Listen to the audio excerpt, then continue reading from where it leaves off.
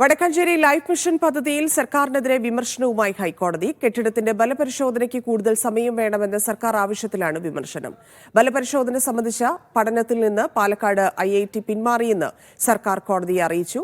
സർക്കാരിന് താൽപര്യമില്ലെങ്കിൽ പരിശോധനയ്ക്കുള്ള ഏജൻസിയെ കോടതി നിയോഗിക്കാമെന്ന് ഡിവിഷൻ ബെഞ്ചും. ഒരാഴ്ചയ്ക്കകം നിലപാട് അറിയിക്കാൻ ഹൈക്കോടതി സർക്കാരിന് നിർദ്ദേശം നൽകി. അഹമ്മദ് മുസ്തഫ ചേരുന്നുണ്ട്. മുസ്തഫ, ഈ ലൈഫ് മിഷൻ പദ്ധതിയിൽ എന്താണ് കോടതിയുടെ നിരീക്ഷണം, സർക്കാരിനുള്ള നിർദ്ദേശം?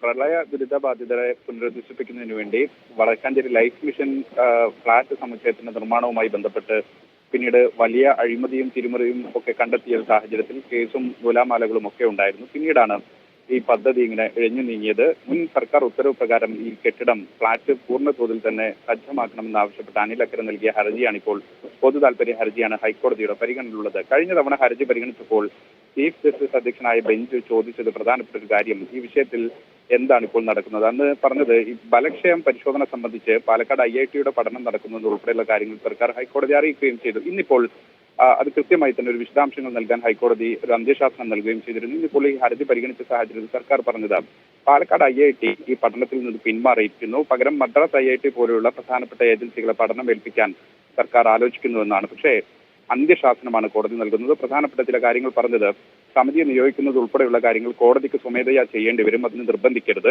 ഏതെങ്കിലും തരത്തിൽ ഇക്കാര്യത്തിൽ ഒരു വിശദീകരണം നൽകാനുണ്ടെങ്കിൽ ഒരാഴ്ചക്കുള്ളിൽ തന്നെ നിലപാട് അറിയിക്കണം. എന്തായാലും അടുത്ത തവണ ഇതുമായി ബന്ധപ്പെട്ട് ഏതെങ്കിലും തീരുമാനം അറിയിച്ചില്ലെങ്കിൽ കോടതി തന്നെ അക്കാര്യത്തിൽ സ്വമേധയാ വെള്ളിയാഴ്ച തന്നെ ഒരു തീരുമാനമെടുക്കുമെന്നും മുന്നറിയിപ്പ് നൽകിയിട്ടുണ്ട്. ധന്യ.